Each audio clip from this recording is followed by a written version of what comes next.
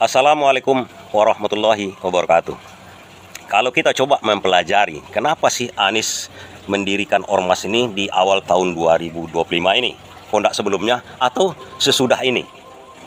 Tentu ada alasannya, tentu ada bacaannya, tentu ada analisanya. Dan yang kita tahu, Anies dalam hal ini sangat cerdas menganalisa dan memantau situasi, membacanya dan mengambil keputusan. Dia sudah terbiasa, terlatih untuk berlaku seperti itu. Bukan dari zaman sekarang saja, dari zaman mahasiswa. Namun kita lihat, apa sih yang membuat Anies memutuskan mengumumkan mendirikan ormas di awal tahun 2025 ini? Di sini sebenarnya berkaitan dengan ilmu marketing. Ilmu marketing itu apa?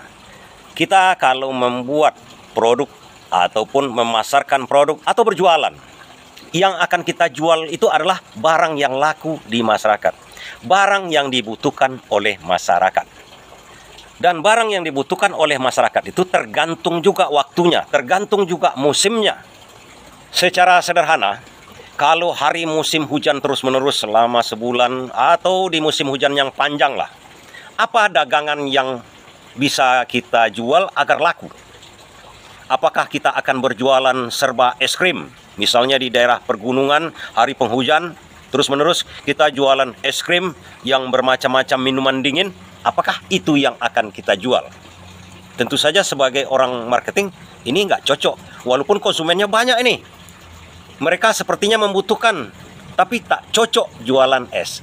Yang cocok adalah jualan goreng-gorengan, kopi-kopi hangat. Itu yang akan kita jual supaya apa? Supaya laku. Kenapa itu kita jual? Karena itu yang dibutuhkan masyarakat. Itu jugalah yang sekarang dibuat oleh Anies Baswedan. Waktunya masyarakat membutuhkan ormas sebagai wadah. Sebagai wadah apa? Kalau Anies mengatakan sebagai wadah dari gerakan perubahan yang telah digaungkannya selama Pilpres kemarin. Oke, itu mungkin kebutuhan masyarakat dari segi barangnya. Barangnya artinya ormas ataupun organisasi politik ataupun partai politik itu yang dibutuhkan masyarakat sekarang ini. Tapi bukankah ada partai-partai politik yang lain yang bisa menyalurkan aspirasi masyarakat juga? Saat ini pun atau sebelumnya atau yang akan datang, kan banyak partai politik. Atau kenapa sekarang setelah pilkada selesai dan kemudian setelah Hasto ditersangkakan, di situ kuncinya sebenarnya.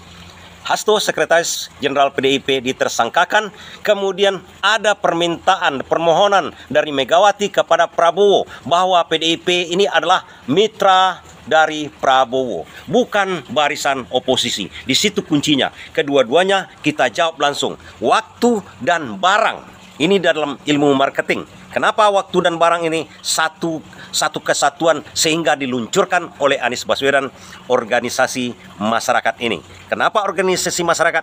Pertama, yang diharapkan masyarakat di luar pemerintahan. Senamanya kita berdemokrasi harus ada yang di luar pemerintahan.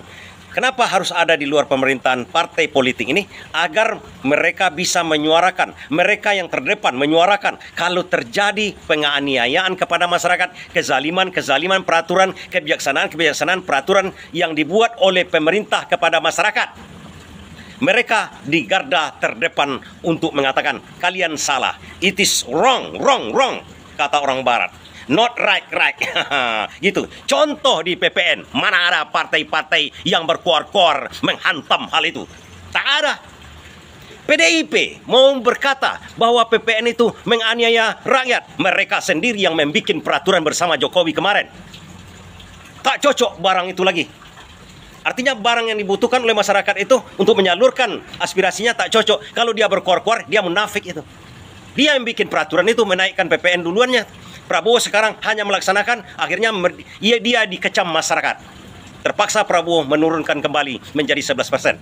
Kedua, contoh, ada bambu di pagar laut itu sampai 30 km.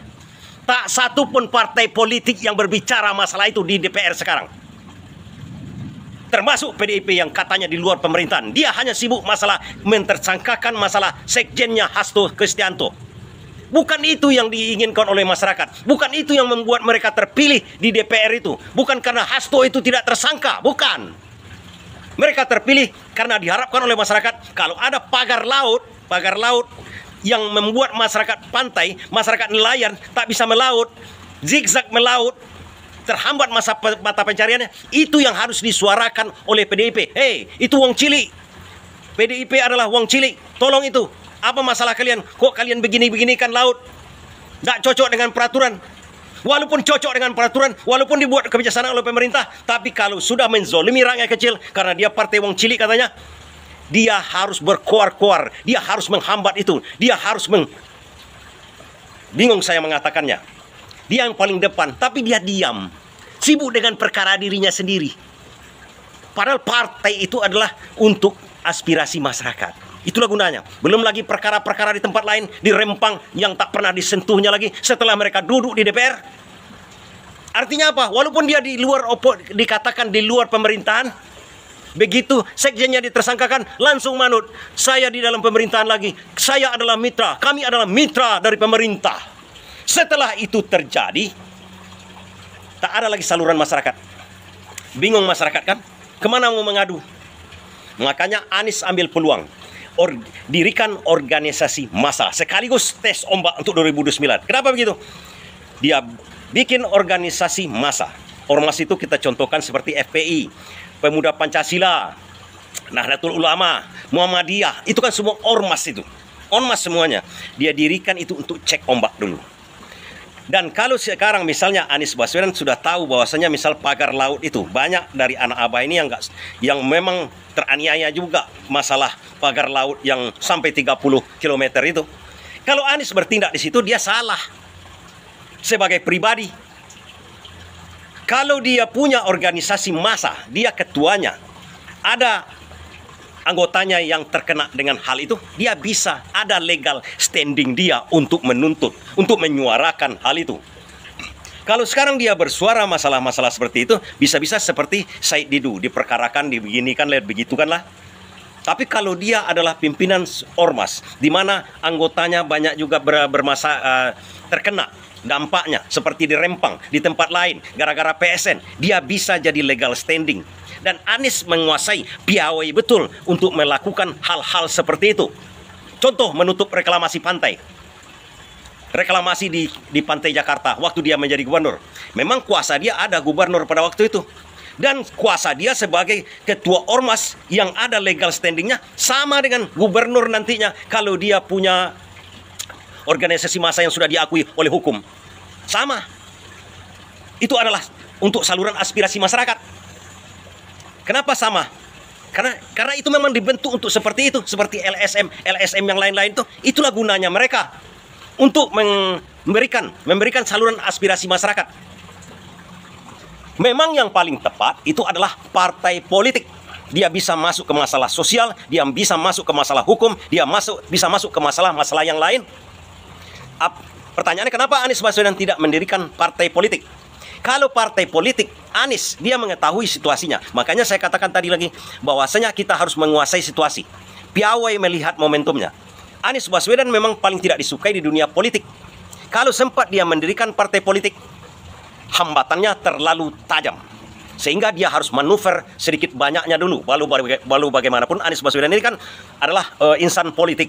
Tak mungkin seorang insan politik, kalaupun dia mendirikan organisasi massa yang katanya sifatnya sosial, tidak akan berpolitik nantinya. Tetap dalam wadah politik. Politik itu tetap sosial, budaya, hukum, itu ada dalam politik. Dan naiknya partai politik, artinya dicintainya partai politik oleh masyarakat, dia harus bergerak di bidang sosial. Apakah dalam bentuk bantuan sosial, apakah dalam bentuk pendidikan, macam-macam. Tidak seperti partai-partai sekarang itu sebentar lagi hancur. Kenapa bisa hancur? Karena mereka tidak dekat lagi dengan masyarakat. Ada katanya yang mementingkan dinasti-dinasti tertentu atau mementingkan ini tertentu saja, tidak akan laku lagi di masyarakat. Akan tumpur nanti. Percayalah sama saya.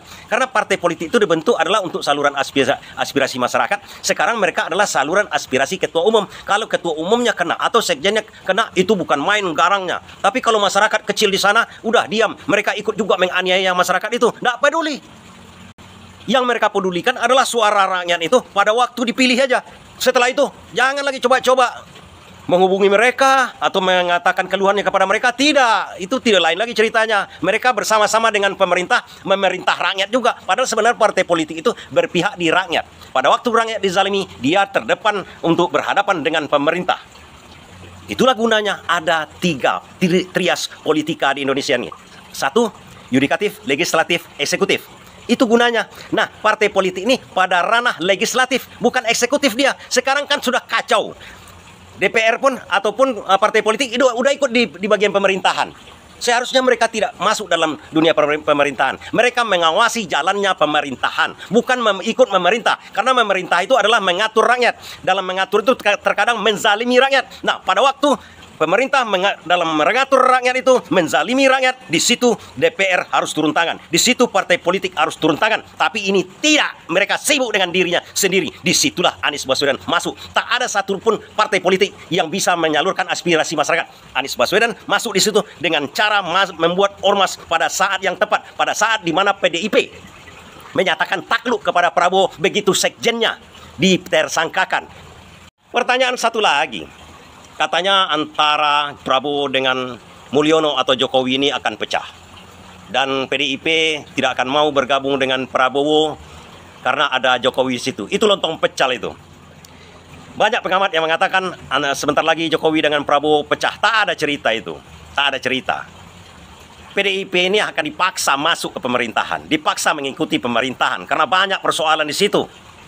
Mereka hanya sok-sok berkuar-kuar saja sekarang itu. Saya yakinkan hal itu kepada kawan-kawan. Jangan terpancing oleh narasi-narasi bahwasanya mereka akan perang dengan Mulyono, katanya itu. Yang jelasnya mereka harus takluk kepada Mulyono. Dan katanya nanti Prabowo akan pecah dengan Jokowi, itu wallahu alam bisawab. PDI pecah dengan Jokowi itu kan baru setahun setelah 9 tahun mesra dan berbuat hal yang sama di pemerintahan ini. Berbuat yang sama kalau katanya PDI mengatakan bahwa Jokowi itu adalah perusak demokrasi, mereka 9 tahun bersama-sama Jokowi merusak demokrasi di Indonesia ini. Oh, katanya Prabowo akan pecah dengan Jokowi dan akan membawa PDIP masuk ke dalam atau bermesraan dengan PDIP. Bukan bermesraan. PDIP itu udah takluk kepada Prabowo. Ngapain lagi dia bawa-bawa masuk? Apakah Prabowo akan menyingkirkan Jokowi? Tidak, sama sekali tidak, kawan-kawan. Kita harus tahu, dalam politik ini sama juga dengan PDIP mendukung Jokowi kemarin itu. Kan tak langsung, begitu setahun memerintah, langsung PDIP keluar tidak mendukung Jokowi lagi. Tidak. Sama juga dengan Prabowo. Prabowo kan didukung oleh Jokowi, dan kemenangan yang signifikan kata Prabowo adalah dukungan dari Jokowi ini. Mayoritas adalah dukungan Jokowi yang membuat dia menang. Tidak mungkin ditinggalkan dia. Kecuali nanti mungkin ada hal yang luar biasa seperti PDI dengan Jokowi. Mungkin sudah 10 tahun atau 9 tahun, setahun terakhir, baru oleng. Tidak ada cerita itu, pengamat itu asal ngomong aja itu, gagal paham mereka semua itu. Prabowo dengan Jokowi akan tetap seperti itu, mesra. Dan PDIP akan dijadikan kacung terus-menerus. Suka tidak suka dengan Jokowi, dia harus bergabung dengan Prabowo. Kalau tidak, habis. Ketua umum pun bisa diajar oleh Jokowi. Jelas-jelas di situ. Dan kalau ada pengamat yang mengharapkan Jokowi pecah dengan Prabowo, itu cuma harapan saja itu. Dan situasi seperti ini dipahami oleh Anies Baswedan. Apa yang dipahami oleh Anies Baswedan? Apa yang bisa dibaca oleh Anies Baswedan?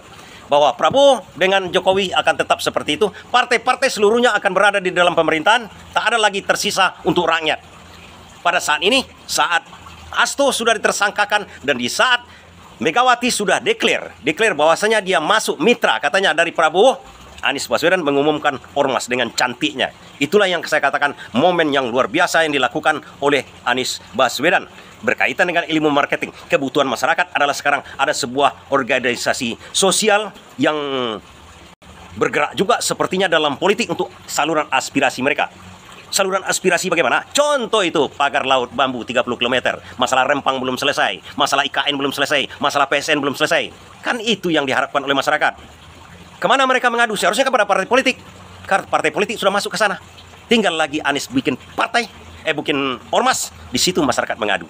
Dia punya legal standing untuk mengurusi hal itu. Demikian saja ya. Terima kasih. Terlalu panjang saya ini.